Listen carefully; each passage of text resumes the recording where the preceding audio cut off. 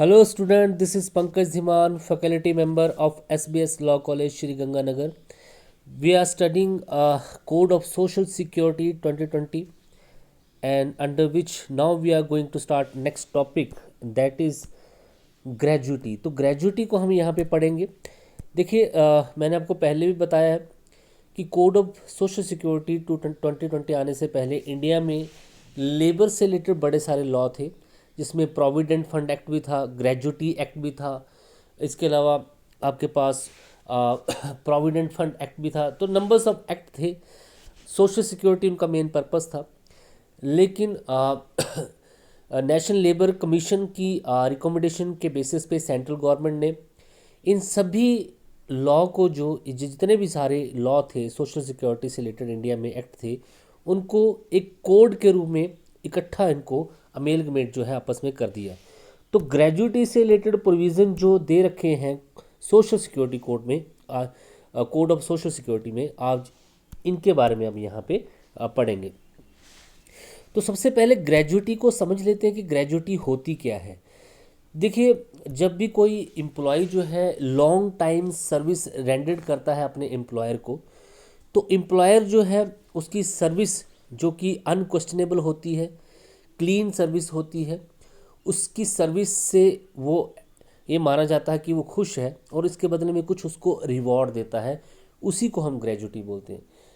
पहले ये ग्रेजुटी कितनी होती थी ये डिसाइड नहीं होता था, लेकिन उसके बाद जो है इस पे जो है लॉ बन गया कि एक सर्टन अमाउंट जो है जो एम्प्लॉय को देना ही है at the time of retirement in the form of gratuity.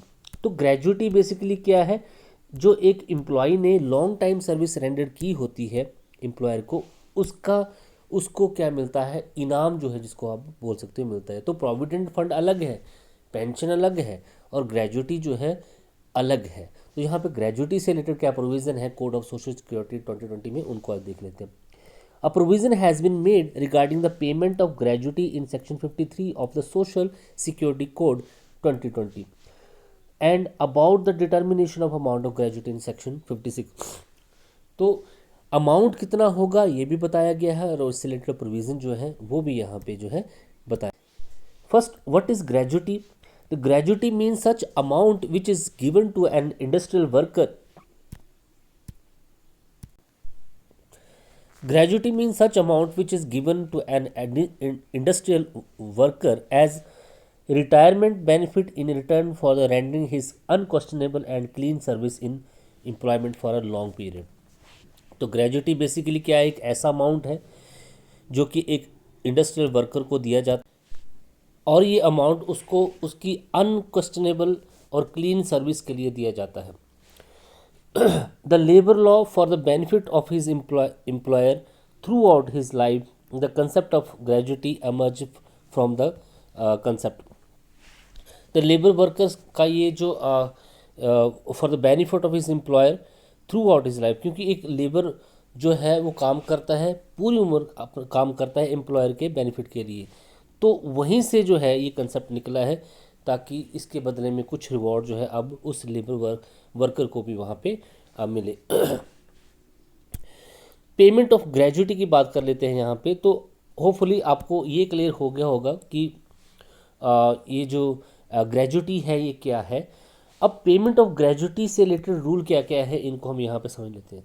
तो देखिए, बड़े सारे नंबर ऑफ रूल हैं जिनको मैं यहाँ पे मार्क करूँगा, आप सिर्फ उन्हीं को ही फोकस करिएगा। सबसे पहले आपने इस क्वेश्चन में ग्रेजुटी को समझाना है, ग्रेजुटी क्या है, इसके कुछ केस लॉज है जो नीचे दे रखे हैं, वहाँ से 3-4 केस लॉ आप लिख सकते हैं।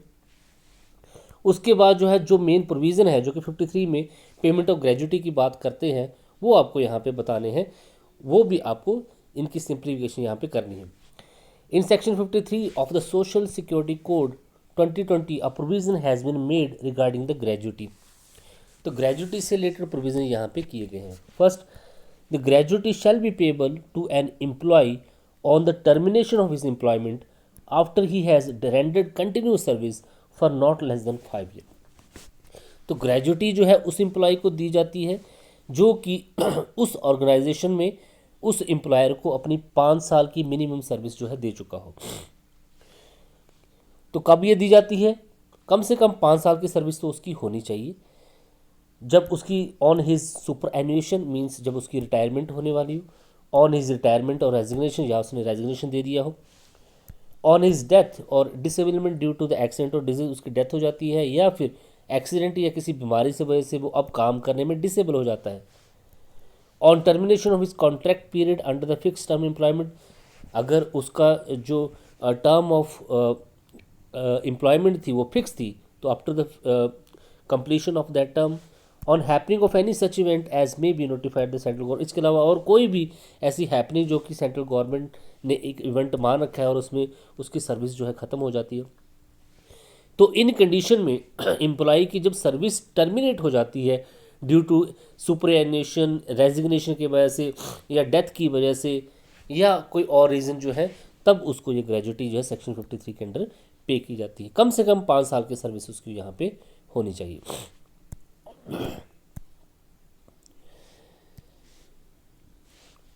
आपके पास नेक्स्ट, अच्छा यहाँ पे एक चीज़ यहाँ पे आप ये बता सकते हैं कि अगर वर्किंग जर्नलिस्ट है कोई और clause 1 section 2 of the working journalism and other newspaper employees condition of service और मैसलिनियस प्रोविज़न के एक्ट अंडर 5 ईयर की ये कंडीशन है। ये जर्नलिज्म जो है, जर्नलिस्ट जो होते हैं जो इस फील्ड में काम कर रहे हैं उनके लिए 5 ईयर का टाइम नहीं होता, 3 ईयर का टाइम जो यहाँ पे होता है, ये आप बता सकते हैं।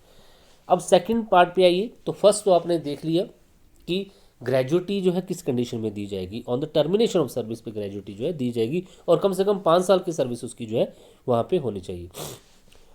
फॉर एवरी कंप्लीटेड ईयर, अब कितनी होगी उसकी ये बताया गया यहाँ पे। For every completed year of service or part thereof in the excess of 6 month the employer shall pay gratuity to an employee at the rate of 15 days wages or such number of days as may be notified the central government based on the rate of wages last drawn by the employee। तो यहाँ पे सीधा सा formula ये है कि 15 दिन और उसके बाद उसकी बेसिक पे जो उसने लास्ट सैलरी ड्रॉन की है और उसका भी बेसिक पे हमने देना है, बेसिक पे। तो लास्ट सैलरी उसने जो ड्रॉन की है उसका बेसिक पे उसको 15 से मल्टीप्लाई करना है, नंबर ऑफ ईयर कितने टाइम उसने सर्विस की है उससे मल्टीप्लाई करना है और उसके बाद उसको 26 से डिवाइड कर देना है। तो आपको कौन कौन सी चीज़ें ध्यान रखनी है at the time of calculation of the gratuity, wages, उस basic salary, completed year of service और 15 डेज जो आपको यहाँ पे या ध्यान में रखने हैं। तो ये इसका कैलकुलेशन का पीरियड है।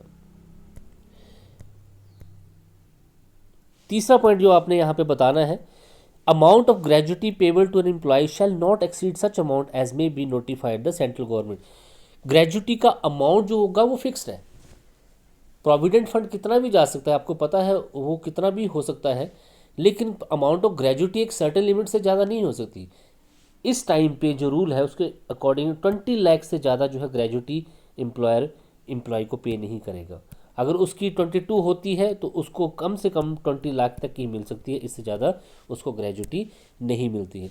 और जो भी अमाउंट नोटिफाइड सेंट्रल गवर्नमेंट करेगी टाइम टू टाइम उसके अकॉर्डिंग होगा। तो फिलहाल 20 लाख जो है मैक्सिमम ग्रेजुटी पे हो सकती है, इससे ज़्यादा पे नहीं हो सकती। For the purpose of computing the gratuity payable on employee who is employed after disablement on reduced wages, अगर जब ग्रेजुटी को कंप्यूट किया जा रहा हो उस टाइम पे जो एम्प्लॉय है वो डिसेबल्ड हो जाता है और उसकी रिड्यूस सैलरी पर उसको फिर से अपॉइंट वहाँ पे किया जाता है, तो इस कंडीशन में कंप्यूटिंग ऑफ ग्रेजुटी को हमने उसका पहले का टाइम लेना है जब वो डिसेबल्ड नहीं था और उस जिस वेजिस पे वो काम कर रहा था उसको कंप्यूट करना है, और उसके बाद जब रिड्यूस सैलरी पे उसको अपॉइंट किया गया तो फिर रिड्यूस सैलरी के बेसिस पे जो है उसको भी हमने ध्यान में रखना है at the time of computing of the gratuity.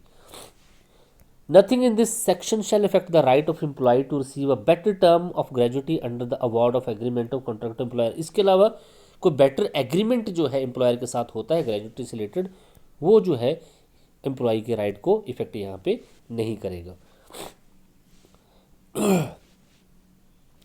अब यहाँ पे not with standing anything contain in section, यहाँ पे बताना है कि किस कंडीशन में ये वो पॉइंट बता रहा है यहाँ पे किस कंडीशन में ग्रेजुटी जो है एम्प्लॉय की एज अ पनिशमेंट कम हो सकती है या उसको फॉरफिट भी किया जा सकता है, उसको ख़त्म भी किया जा सकता है, उसको नहीं भी दिया जा सकता है। कौन सी कंडीशन है वो देख लेते हैं। The gratuity of employee whose service has been terminated for any act wilful omission or negligence causing any damage or loss or destruction of property belonging to the employer shall be forfeited to the extent of damage of loss or cost।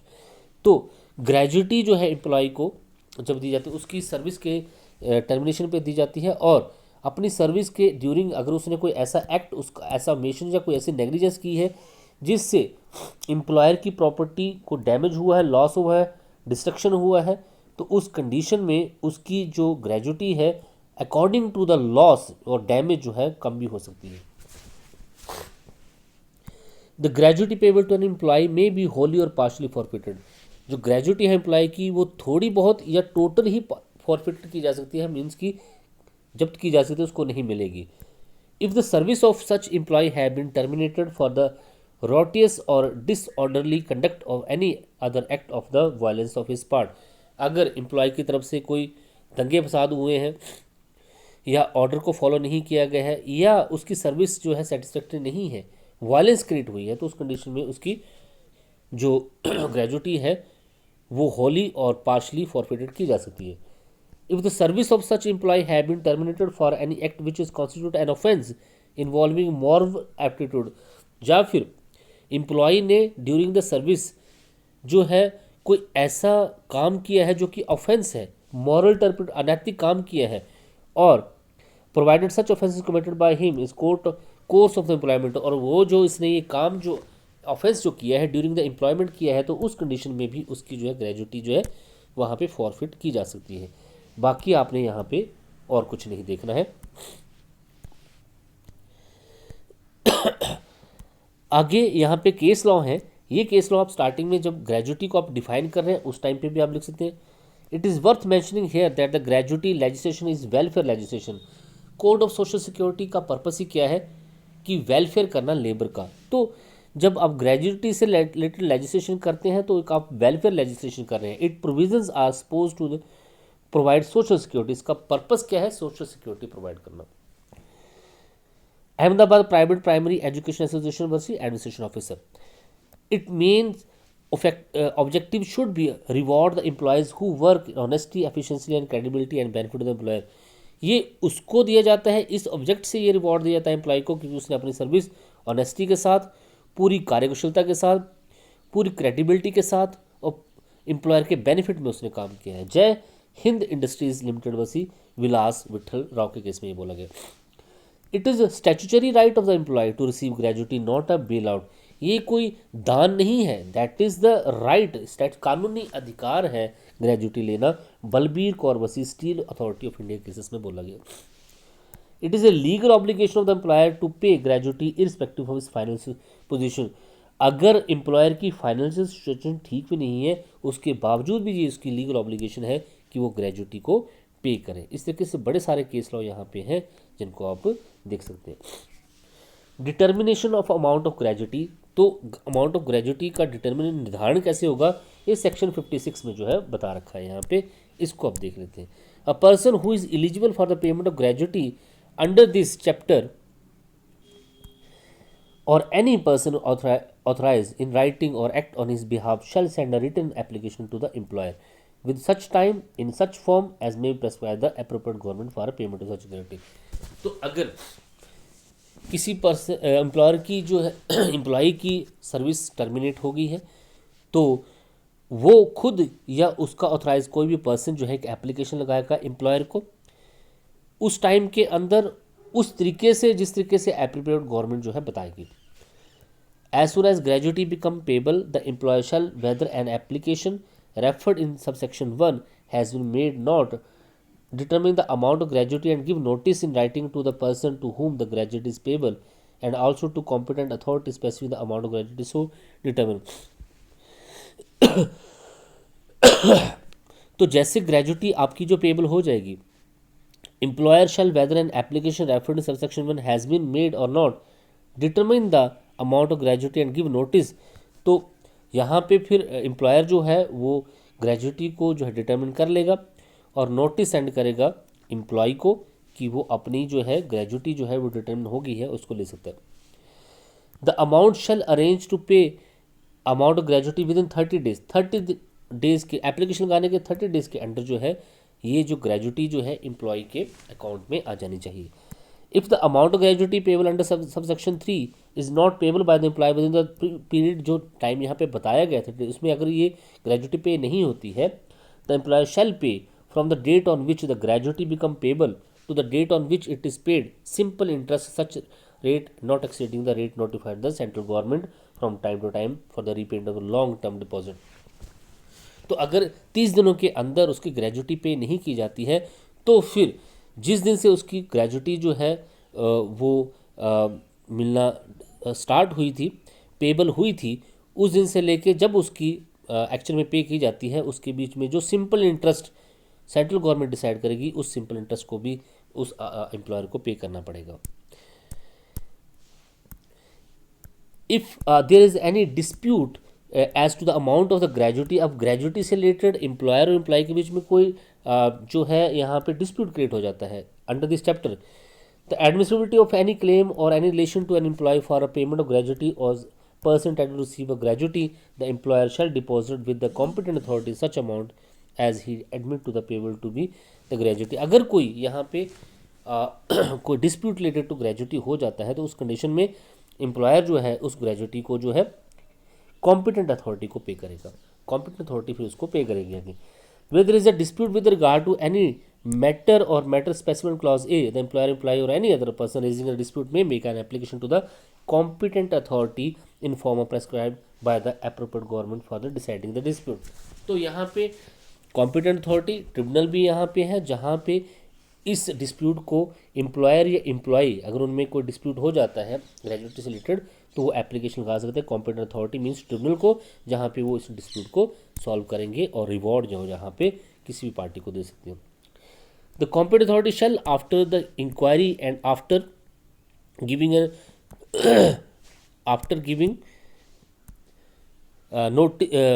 after giving the parties to the dispute a reasonable opportunity of being here, determine the matter dispute, and if as a result of any inquiry amount is found to be payable to the employee, the competent authority shall direct the employee to pay such amount।